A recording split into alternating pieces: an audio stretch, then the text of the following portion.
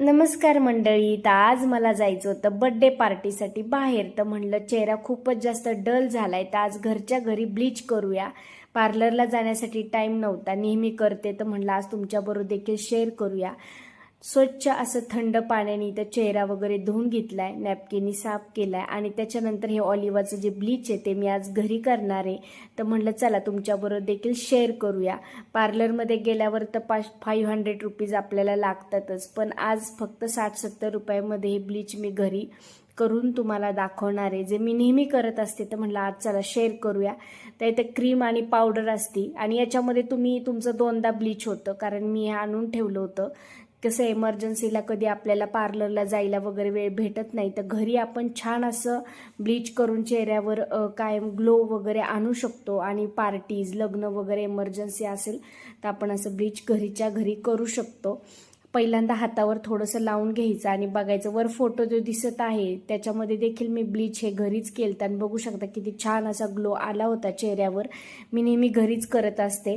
इथं पण बघू शकता, हा दुसरा फोटो स्क्रीनवर लावला होता मी, आणि त्याच्यामध्ये मी फक्त ब्लीच हे घरीच केलं आणि नंतर मेकअप केलता. तर खूप छान असा ग्लो आला होता.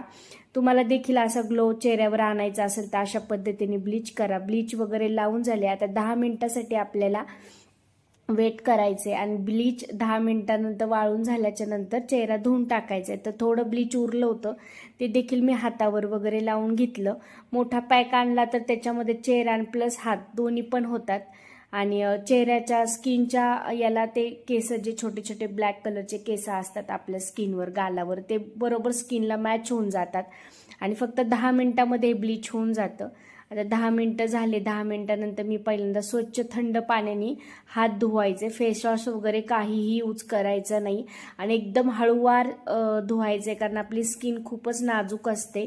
रफ करायचं नाही, एकदम हळू हाताने स्वच्छ असं पाण्याने हात वगैरे धुवायचे. चेहरा देखील धुवायचा आहे. फेसवॉशचा वापर करायचा नाही, कारण आग होण्याची शक्यता असते. डोळ्याच्या खाली वगैरे ब्लीच कधीच लावायचं नाही. पहिल्यांदा बघायचं की आपल्याला कोणतं ब्लीच सूट होते, कारण मला ऑलिव्हाचं होतं तर मी नेहमी तेच यूज करत असते. चेहरा धुतल्या तुम्ही बघू शकता किती सुंदर असा चेहऱ्याला ग्लो वगैरे आलाय.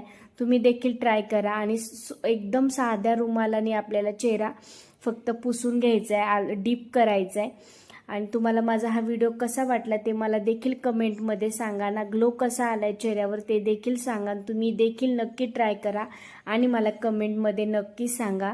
100% खूप छान घरच्या घरी अशा पद्धतीने ब्लीच होतं. तर भेटूया उद्याच्या अजून एका छानशा व्लॉगमध्ये. बाय.